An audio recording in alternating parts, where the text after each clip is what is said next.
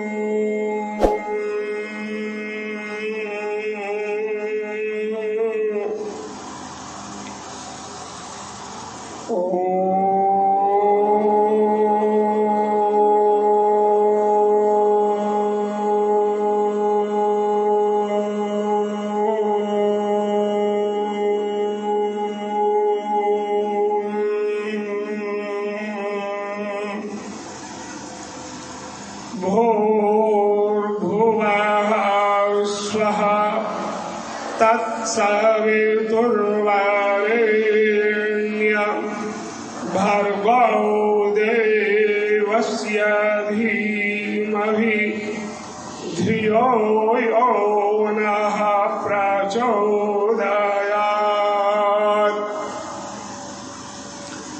ॐ प्रियं मा कृणु देवेषु प्रियं राजसु मा कृणु प्रियं सर्वस्य पश्यत उत शूद्रे उतार्ये।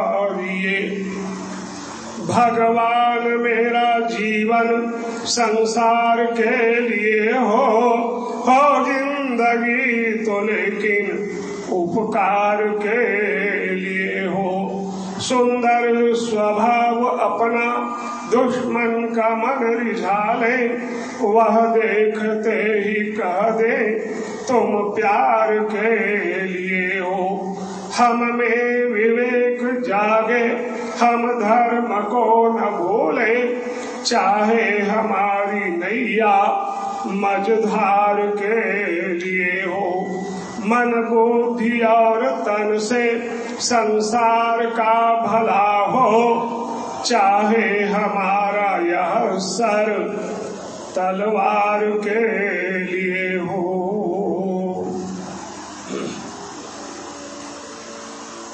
मंचस्थ आर्य जगत के उद्भट वैदिक विद्वान और अपने इस एक जीवन में ही अनेकों जीवनों के कार्यों को करने वाले समर्पित सुचिंतक और मेरे जैसे शोधार्थी कहिए रिसर्च स्कॉलर के लिए प्रेरणा स्रोत हमारे सम्माननीय आचार्य अरुण आर्यवीर जी, और इसी तरह से पतंजलि योगपीठ हरिद्वार के द्वारा यज्ञ विधा को संसार के पटल पर लाने के लिए भागीरथ प्रयास करने वाले, और कुछ ही समय में स्वामी जी से लगभग 8-10 साल का हमारा संपर्क है। और तब और अब मैं देखता हूँ तो मुझे लगता है कि स्वामी जी धरातल से एकदम बहुत अपनी साधना तप और समर्पण से उच्च स्तर पर पहुंच गए हैं। और मुझे लगता है कि ये यज्ञ की ज्योति को जगाने में पूज्य स्वामी यज्ञदेव जी समर्थ हो रहे हैं। हमारे बहुत पुराने साथ में काम करने वाले प्रेरणा स्रोत आर्य जगत के कानड़ भजन मंडली के द्वारा सारे संदेश में अपने संदेश पहुंचाने वाले पूज्य पंडित काशीराम अनल जी, पूज्य पंडित सत्येंद्र जी, इस कार्यक्रम के सभी संचालकगण और इस त्रिदिवसीय यज्ञ चिकित्सा एवं प्रशिक्षण शिविर में उपस्थित विभिन्न स्थानों से उपस्थित पूजा एवं सत्कार योग्य यजमान के रूप में उपस्थित मातृशक्ति, सम्माननीय भद्र आर्यजनों, प्रिय बच्चों, दूसरे दिन के प्रातःकालीन सत्र में कल से कुछ शंकाएं आई हुई हैं। शंका का निवारण बहुत बढ़िया आचार्य जी ने किया और अब मेरे पास भी आए हैं। उसको शंका को उठाने से पहले थोड़ी सी बात जो हम क्रम से चल रहे हैं कल से कि अग्नियाधान पर चिंतन किया, समिधाधान पर किया, उसके मंत्रों पर चिंतन किया। आज आज्याहुति जो मंत्र है, आघारा वाज्य भागाहुति, जल प्रसेचन के बाद दैनिक नित्य आहुति देने से पहले 4 आहुति का विधान विनियोग महर्षि दयानंद ने किया और जिस ढंग से किया उसका एक अपना अभिप्राय और महत्व है।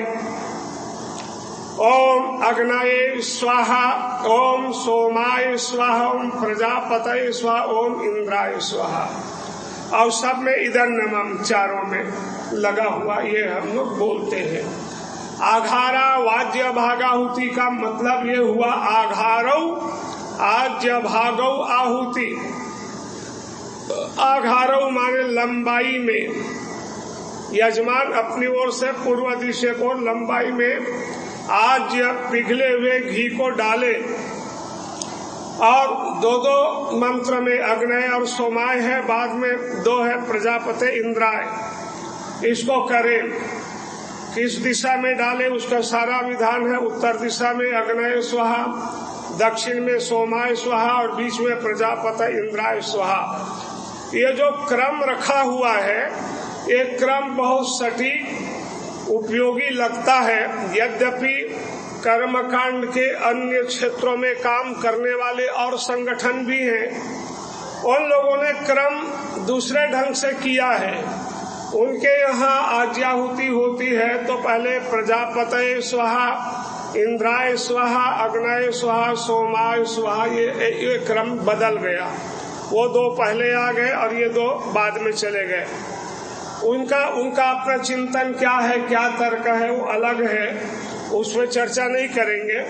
महर्षि ने जिस विधि से मंत्रों को विनियोजित करके क्रम से रखा उसके पीछे भाव है अग्नि सोमात्मकम जगत। ब्राह्मण ग्रंथकारों ने लिखा ये पूरा विश्व संसार जो है अग्नि और सोम से निर्मित है, उससे विकसित है, उससे बढ़ा है। अग्नि और सोम के मिलने से सृष्टि आगे बढ़ती है और इसी को पाश्चात्य जगत में नासा के वैज्ञानिकों ने, अमेरिकन है ना संस्था नासा, आप सब जानते हैं, नासा ने 950 किलोग्राम वजनी हबल टेलीस्कोप पृथ्वी से 18 करोड़ किलोमीटर दूर स्थापित किया। ये स्वामी जी पूज्य अपने पंडित ओम प्रकाश शर्मा जी की आप बात कहते हैं नासा वाले, उनका सानिध्य हम लोगों को पाणिनि कन्या महाविद्यालय वाराणसी में मिला था, तो वहाँ सब चर्चा हुई तो उन्होंने सारा प्रोजेक्टर से दिखा के बताया था। वो हबल टेलीस्कोप ने जब चित्र भेजे ब्रह्मांड के, क्योंकि 18 करोड़ किलोमीटर दूर, इसका बहुत दूर है, पृथ्वी से सूर्य की दूरी 15 करोड़ किलोमीटर है और उससे 3 करोड़ किलोमीटर और आगे सुदूर एकदम ब्रह्मांड में, और चित्र भेजा और नासा के में बैठे हुए वैज्ञानिकों ने विश्लेषण किया तो क्या देखा, पूरे ब्रह्मांड के अंदर 2 प्रकार के तत्व हैं। एक का नाम उन्होंने कहा एनर्जी और दूसरे का नाम मैटर। 75% डार्क एनर्जी है और 25 मैटर में भी डार्क मैटर 21% है। नॉर्मल मैटर जिसमें हम देखते सुनते चलते फिरते हैं, ये प्रकृति में ये मात्र 4% है। इसलिए बता दिया कि जिसको हमारे ब्राह्मण ग्रंथकारों ने, ऋषियों ने अग्नि और सोम कहा, उसी को नासा के वैज्ञानिकों ने एनर्जी और मैटर कहा। उसी को उपनिषदकार में प्रश्नोपनिषद में पिप्पलाद ऋषि ने सुकेशा ब्रह्मचारी के उत्तर में कहा रईम च प्राणम तेतौ, उसका नाम प्राण और रई रखा। यह युग्म है, जोड़ा है। जोड़े से पति पत्नी के युग्म से प्रजनन क्रिया प्रारंभ होती है। अग्नि और सोम के द्वारा ये प्रजनन प्रारंभ होता है। इसलिए यजमान व्यक्ति बैठकर प्रकृति के एनर्जी और मेटर तत्वों में सामंजस्य स्थापित करने के लिए अग्नये स्वाहा सोमाय स्वाहा कहता है और आहुति देता है। अग्नि और सोम के मिलने पर जब सृष्टि विकसित होती तो उसमें प्रजनन के द्वारा प्रजाओं का आगमन होता है। प्रजाएं हम सब प्रजागण सभी इसमें आते हैं। तो प्रजाओं का रक्षक देवता प्रजापति है, इसलिए तीसरी आहुति प्रजापति के लिए कर दिया। और सब प्रजाओं को धन ऐश्वर्य सुख समृद्धि यहाँ तक वर्षा आदि और व्यापार में सफलता आदि का देने वाला देवता वेदों ने इंद्र को माना है। इसलिए चौथी आहुति इंद्र की दे दी कि सबको प्रजाओं को सब मिले, इंद्र देवता दे। ये क्रम सुव्यवस्थित और बढ़िया क्रम है। उत्तर दिशा में अग्नि की आहुति देना, उत्तर दिशा अग्नि प्रधान दिशा है, उधर मैग्नेटिक फील्ड है, चुंबकीय शक्ति है, खिंचाव है। इसलिए सारी व्यवस्था की गई कि मनुष्य उत्तर दिशा की ओर सिर करके न सोए, क्योंकि शरीर की सारी गर्मी खिंचाव के कारण मस्तक में इकट्ठी होगी तो तनाव यहाँ बन जाएगा, टेंशन होगा। और मरने के बाद डेड बॉडी को उत्तर की ओर सिर करके ही सुलाया जाता है, ताकि उसके और कुछ भी तत्व हो वो खिंचा करके प्रकृति में विलीन हो जाए। ये बड़ा सिद्धांत है। दक्षिण दिशा सोम प्रधान दिशा है, शांति प्रधान दिशा है। शांति का वितरण उधर से हो तो उधर सिर करके सोएं। तो यज्ञ की आहुति में आघारा वाद्य भागाहुति में ये 4 आहुतियां पिघले हुए आज की हम लोग देते हैं और इस प्रकार की कामना मंत्रों के द्वारा करते हैं कि हे परमात्मा, अग्नि और सोम से निर्मित इस ब्रह्मांड में हम प्रजाओं का तुम रक्षक प्रजापति हो, हमें धन ऐश्वर्य सुख समृद्धि वर्षा व्यापार आदि में सफलता प्रदान करो। ये क्रम रख करके आहुतियां दी जाती है। थोड़ी चर्चा संक्षिप्त चर्चा ही की है। अब बहुत बढ़िया प्रश्न कल से आए हैं और चूंकि इस पर बोलना ही था, चूंकि आ गया संयोग से, तो पंडित राजेंद्र शर्मा जी उज्जैन से हैं, यहाँ हैं। राजेंद्र शर्मा जी हैं यहाँ। हाँ, वो देखो खड़े हुए हैं। ये बड़े सूझबूझ के साथ दूरदर्शिता के साथ सुंदर प्रश्न करते हैं। पर राजेंद्र जी, मैं उज्जैन आता था जब रिसर्च स्कॉलर था, आज से 35 साल पहले, तो आर्य समाज उज्जैन में ठहरता था, तो वहाँ एक पंडित राजेंद्र जी होते थे, है ना? वो अलग है, ये अलग है ना? अच्छा, राजेंद्र जी व्यास सिवनी वाले थे, उनके यहाँ आतिथ्य मैं ग्रहण करता था और मेरे गाइड सारस्वत जी का ट्रांसफर उज्जैन हुआ था तो पेपर जचाने के लिए आता था। खैर, वो राजेंद्र जी को भी नमन करता हूँ और इन राजेंद्र जी को भी नमन करता हूँ। और इन्होंने सुंदर प्रश्न किया है, पहले वो पढ़ता हूँ कि आचार्य जी प्रणाम, यज्ञ करने का सही समय कौन सा रहता है? किस समय यज्ञ करने का सर्वाधिक लाभ होता है? कुछ संस्थाएं कहती हैं कि सूर्योदय और सूर्यास्त के समय उसी मिनट पर यज्ञ करने से लाभ होता है, अन्य समय पर करने से नहीं।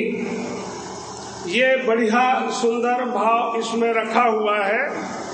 तो अब यज्ञ करने का सही समय, ये मैंने अपने पीएचडी थीसिस के अंदर अग्नि विज्ञान अध्याय में यज्ञ विज्ञान पर लिखा, तो वहाँ इस प्रश्न को उठा करके और वहाँ कुछ उद्धरण मैंने ढूंढे। स्वामी जी, गौतम धर्म सूत्राणी, धर्म सूत्र ग्रंथ है गौतम ऋषि का प्रणीत, न्याय दर्शन की बात नहीं कर रहा है। और गौतम धर्म सूत्राणी के अंदर एक श्लोक मिला और किसी ने प्रश्न किया ऐसे ही जैसे राजेंद्र जी ने किया आज कि ऋषिवर बताओ, सूर्य निकलने के बहुत पहले हवन कर ले या सूर्य निकलने के बहुत देर बाद हवन करे? तो उस संस्कृत में लिखा उदिते होतव्यम अनुदिते होतव्यम, उदित सूर्य या अनुदित सूर्य में हवन करें। तो गौतम ऋषि ने धर्मसूत्र लिखा नैव उदिते होतव्यम नैव च अनुदिते होतव्यम समयाद्युषिते होतव्यम। एक नया काल उन्होंने लिखा, न तो उदित काल में न अनुदित काल में हवन करें बल्कि समयाद्युषित काल में हवन करें। समयाद्युषित काल किसको कहते हैं? तो लिखा सूर्योदय अथवा सूर्यास्त के 24 मिनट पहले और 24 मिनट बाद 48 मिनट का एक काल खंड एक मुहूर्त कहलाता है। ऐसे 24 घंटे में 30 मुहूर्त होते हैं 8 प्रहर में, तो उसमें ये 24 मिनट इसको कहा, ये समयादूषित काल है। समयादूषित काल कि सूर्योदय के 24 मिनट पहले 48 मिनट में आप यज्ञ कर लें, अथवा सूर्यास्त के समय भी यही बात है। अब जितने भी यज्ञ की क्रियाएं हैं, यज्ञ करने का विधान है, सभी यज्ञ, इसका मतलब होता समयादूषित काल का मतलब हुआ संधि वेला में। आचार्य जी, स्वामी जी, संधि वेला, संधि माने जोड़, रात गई अब दिन आ गया, रात और दिन की प्रातःकालीन संधि, अहोरात्र की संधि, और सायंकाल दिन बीते और रात का आगमन हो तो उस समय समयादूषित काल संधि वेला, सूर्यास्त की संधि वेला में उस समय दैनिक अग्निहोत्र करने का विधान, दैनिक अग्निहोत्र अहोरात्र की संधियों में करें। फिर दूसरी संधि आती है अमावस्या और पूर्णिमा की, 15 दिनों में संधियां आती हैं।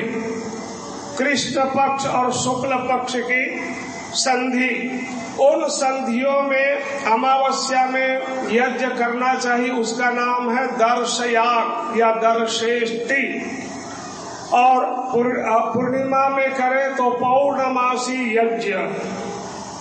ये 2 संधियां पक्ष संधियां हो गई।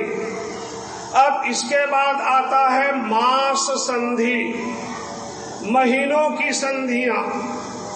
महीनों की संधियां का नाम है संक्रांति।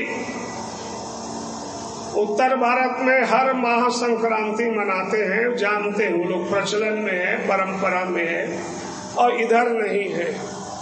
लेकिन पृथ्वी जिस वर्तुलाकार परिधि में घूमते घूमते घूमते घूमते सूर्य की परिक्रमा करती है ना, उसमें वह 12 संक्रांतियों, 12 राशि, राशि माने समूह, तारों का जो समूह होता है वो जिस आकृति के दिखाई देते उसका आकृति के अनुसार उनका नाम ज्योतिष वालों ने रख दिया।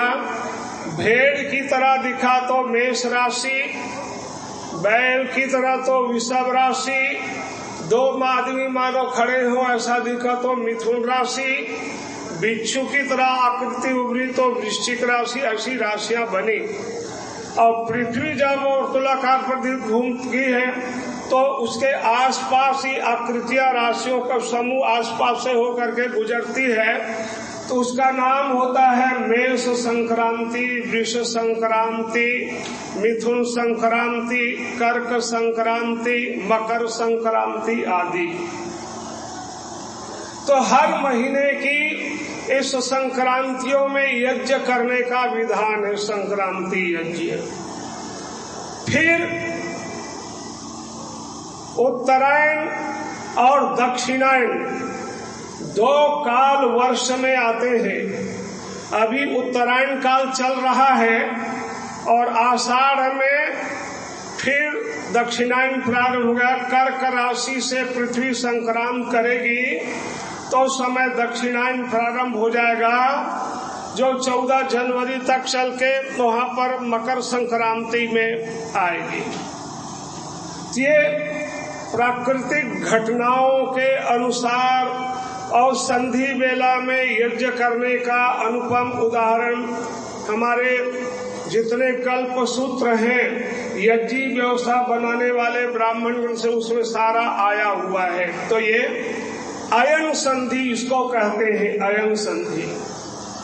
फिर वर्ष में चैत्र शुक्ल प्रतिपदा से लेकर 15 दिन वो उस समय मेष संक्रांति होती है और 9 संवत्सर नया वर्ष वैदिक मनाते हैं, वैदिक काल से। उसमें संवत्सरेष्टि याग करने का विधान है, वो भी संधि है। और मैं उसको कहता हूँ कि वर्ष का, संवत्सर का बर्थडे है वो, चैत्र शुक्ल प्रतिपदा। तो उसमें यज्ञ करना संधि में। ऐसे ही अब साल भर की बात हो गई। इसके बीच में फिर कुछ संधियां ऋतुओं की होती हैं। ऋतुओं का विज्ञान यजुर्वेद के 13वें और 14वें अध्याय में बहुत आया और वहाँ वैदिक मास का नाम लिखा, महीनों का नाम वैदिक सौर मास के अनुसार लिखा। महर्षि दयानंद जी महाराज ने उस पर बड़ी व्याख्या अच्छी लिखी कि मधु मास, माधव मास, ईश मास, ऊर्ज मास, तप मास, सह तपस्य मास, सह मास, सहस्य मास आदि 12 नाम। और 12 नाम वैदिक ऋषियों ने क्यों दिए, उसका अभिप्राय कि मधुमास इसलिए है कि मीठापन उत्पन्न होता है सृष्टि में। माधव मास में मीठापन को बढ़ाने वाला मास, ईश मास जेठ मास गर्मी को पैदा करने वाला मास। ऐसा सारा वर्णन लिखा, लंबा हो जाएगा, एक ही विषय उसी पे नहीं बोलना है। महर्षि दयानंद जी महाराज ने यजुर्वेद के 22वें अध्याय के 35वां या 36वां मंत्र है, उसमें स्वाहाकार का प्रयोग वाला मंत्र आया है। जैसे वह ओम मधवे स्वाहा, माधवाय स्वाहा, ईशे स्वाहा, ऊर्जे स्वाहा, और सहसे स्वाहा, सहस्याय स्वाहा, तपसे स्वाहा, तपस्याय स्वाहा। और लिखा अंगहस्पतये स्वाहा कि 12 महीनों के अलावा एक अधिक मास या मल मास मिले होते, उसके लिए भी स्वाहाकार की सत्य क्रिया करें, यजन करें, ये लिखा। और भावार्थ में लिखा जो नित्य अग्निहोत्र आदि करते हैं वो बहुत आयुर्दा वाले होते हैं, बहुत जीते हैं, ऐसा भावार्थ स्वामी जी ने लिखा। तो ये संधियों में यज्ञ का विधान इसलिए लिखा कि प्रकृति के अंदर सतोगुण, रजोगुण, तमोगुण 3 विद्यमान हैं, कम ज्यादा रूप में अनुपात में हैं। और ये सतोगुण, तमोगुण, रजोगुण से ही तो ये सृष्टि आगे बनी ना। सत्व, रजस, तम साम्यावस्था प्रकृति। सत्व, रज और तम की सम और एक समान होंगे तो जो प्रकृति कहलाएगी प्रलय काल की। और फिर उसे महत्वता अहंकार पंचता मात्राएं आदि बनेंगी और सत्र के कम ज्यादा होने से गड्ढमड हो रासायनिक अभिक्रिया हो के सब बने और सृष्टि बनी तो बनती चली जाती है। तो सतोगुण तमोगुण रजोगुण का प्रभाव सूर्योदय से 24 मिनट पहले से सतोगुण प्रबल हो जाता है और सतोगुण प्रबल होकर के 2 घंटे प्रहर के जो एक भाग होता उसमें रहता है। मान लो 6 बजे को आप ग्रहण करते हैं तो 8 बजे तक सतोगुण का प्रबल प्रहर रहेगा। उस संधि काल में यज्ञ करने का प्रभाव सात्विक होगा, व्यापक होगा, लाभकारी होगा। ऐसी सभी संधियों में तो ऋतु संधि की चर्चा करते करते छूट रहा था। 6 ऋतुएं होती हैं और 6 ऋतुओं में 3 ऋतु बड़े महत्वपूर्ण है, ग्रीष्म, वर्षा और शरद। हेमंत, शिशिर और बसंत 3 उप हैं, लेकिन 6 ऋतुओं की संधियां होती हैं और संधि काल के अंदर भी सतोगुण या तो बढ़ेगा अथवा जिसके अंदर जो होगा वो प्रबल हो जाएगा। पंडित राजेंद्र जी बढ़िया अच्छा प्रश्न किया सब लोगों की जानकारी के लिए। और जो हमारा बेटा यहाँ पूछ रहे थे, अमावस्या पूर्णिमा और अमावस्या में ही 95% भूकंप पूर्णिमा अथवा अमावस्या में आते हैं।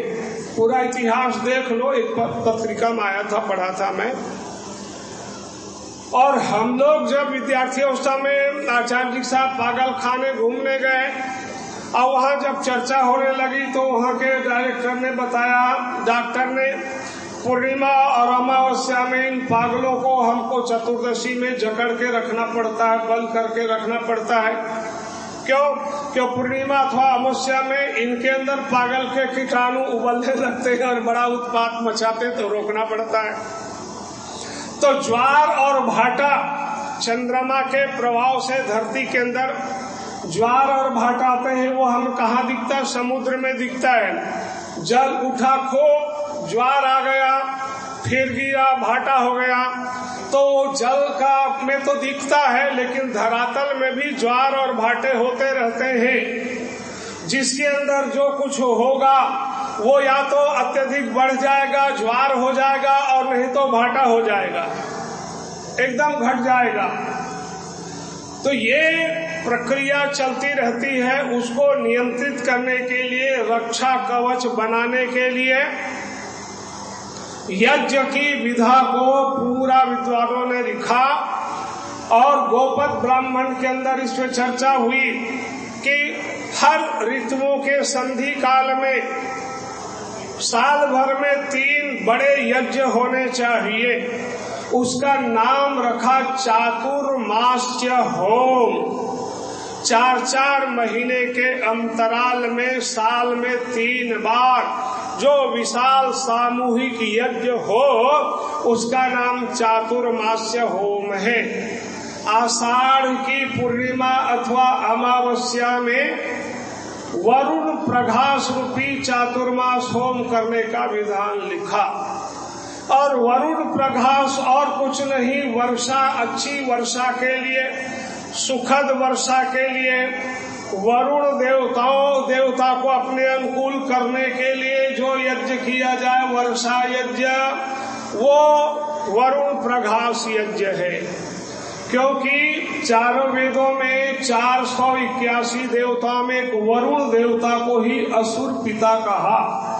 असुर पिता माने राक्षस नहीं, अत्यधिक शक्तिशाली बलवान उसको कहा कि वरुण देवता का ही सामर्थ्य है कि वह अपनी शक्ति से समुद्र में से मानसून को उठाकर और बादलों में भरकर धरातल पर बरसा देते हैं।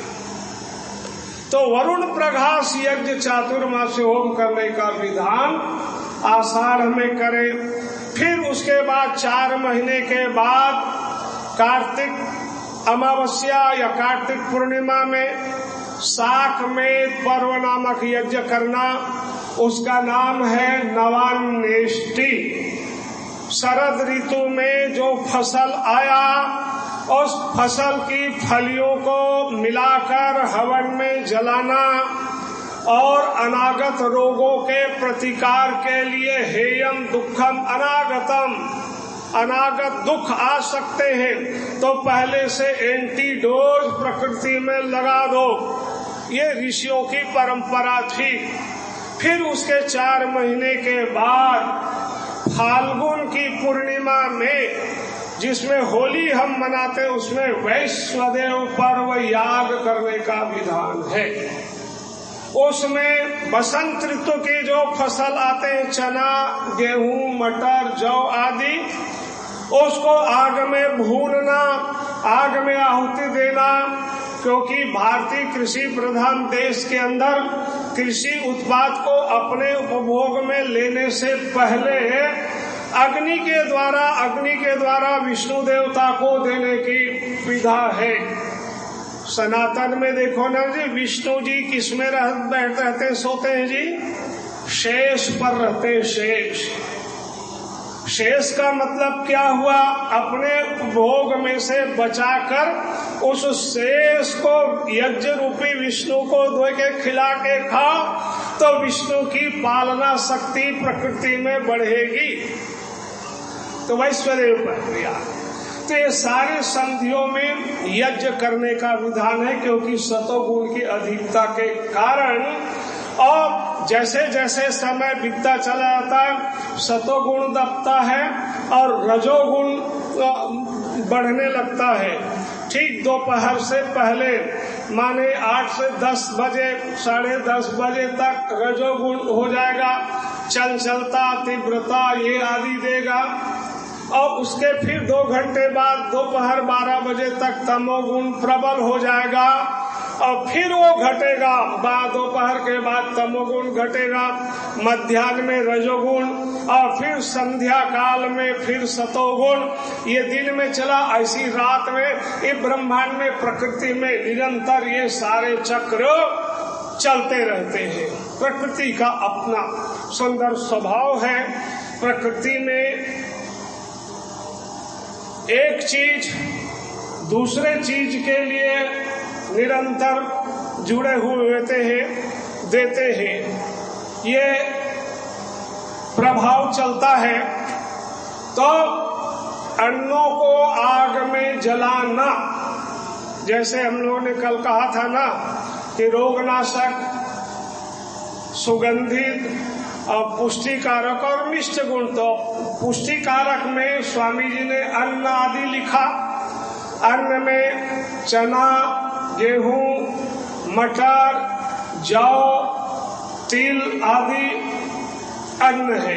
एक ग्राम्य धान है, किसानों के द्वारा उत्पादित अन्न जो उसके घर में कोठी में हो, उसके कुछ अंश लेकर और हवन की सामग्री में मिलाकर आहुति दे।